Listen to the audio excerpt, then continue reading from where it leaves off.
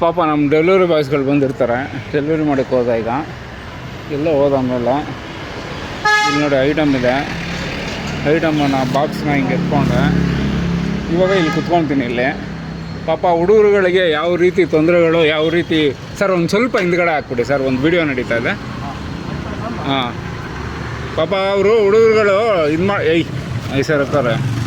ಹಾಂ, ಅವನು ಕೊರಿಯರ್ ಮಾಡೋಕ್ಕೆ ಬಂದಿದ್ದಾನೆ. ಪಾಪ ಹಿಂಗೆ ಬಿಟ್ಟು ಹೋಗ್ತಾರೆ. ಒಂದು ಇದ್ರ ಮೇಲೆ ಯಾರಾದರೂ ಒಂದು ಬಾಕ್ಸ್ ಎತ್ಕೊಂಡು ಹೋದ್ರೆ ಎಷ್ಟು ಪ್ರಾಬ್ಲಮ್ ಆಗುತ್ತೆ ಅವ್ರುಗಳಿಗೆ. ಅದನ್ನ ಒಂದು ಅವೇರ್ನೆಸ್ ಕ್ರಿಯೇಟ್ ಮಾಡ್ತಾಯಿದ್ದೀನಿ ಅವ್ರಿಗೆ.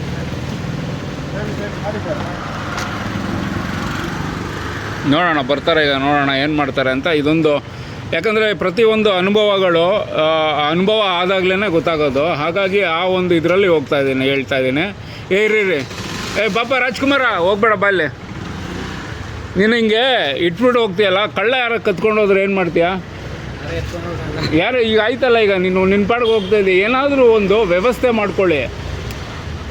ನಾನು ಏನು ಗೊತ್ತಾ ಹೇಳ್ತಾ ಇರೋದು, ಈಗ ಒಂದು ಹೋಯ್ತಂದರೆ ಯಾರು ಕಾಸು ಕಟ್ಟಬೇಕು? ನಿನ್ನ ಕೈಯಾರು ಕಟ್ಟಬೇಕಾ? ಕಂಪ್ನಿ ಅವ್ನಿಗೇನು ಲಾಸ್ ಇಲ್ಲ ಅಲ್ವಾ? ಕರೆಕ್ಟ್ ಅಲ್ವಾ?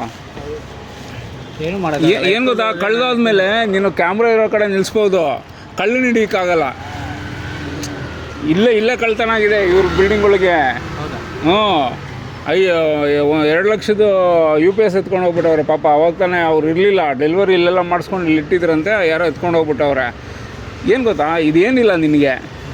ಈಗ ಇದನ್ನು ಹೆಂಗಾದರೂ ಮಾಡಿ ಕ್ಲೋಸ್ ಮಾಡಿದಾಗ ಏನಾದರೂ ಯಾರಾದ್ರು ಓಪನ್ ಮಾಡಿದ್ರೆ ಏನು ಮಾಡ್ಬೋದು ಅನ್ನೋದಕ್ಕೆ ಮಾಡ್ಕೊಳ್ರಪ್ಪ, ಅಷ್ಟು ಹೇಳೋದು. ಇವೆಲ್ಲ ನಿನಗೆ ಗೊತ್ತು ಅಲ್ಲ, ನೀ ಎತ್ಕೊಂಡು ಹೋಗೋಕ್ಕಾಗಲ್ಲ. ಇಲ್ಲೇ ಇಟ್ಟು ಹೋದ್ರೂ ನಿಂದು ಲಾಸ್ ಆಗಬಾರ್ದು. ಆ ಥರ ಏನಾದ್ರು ಮಾಡ್ಕೊಳ್ರಿ.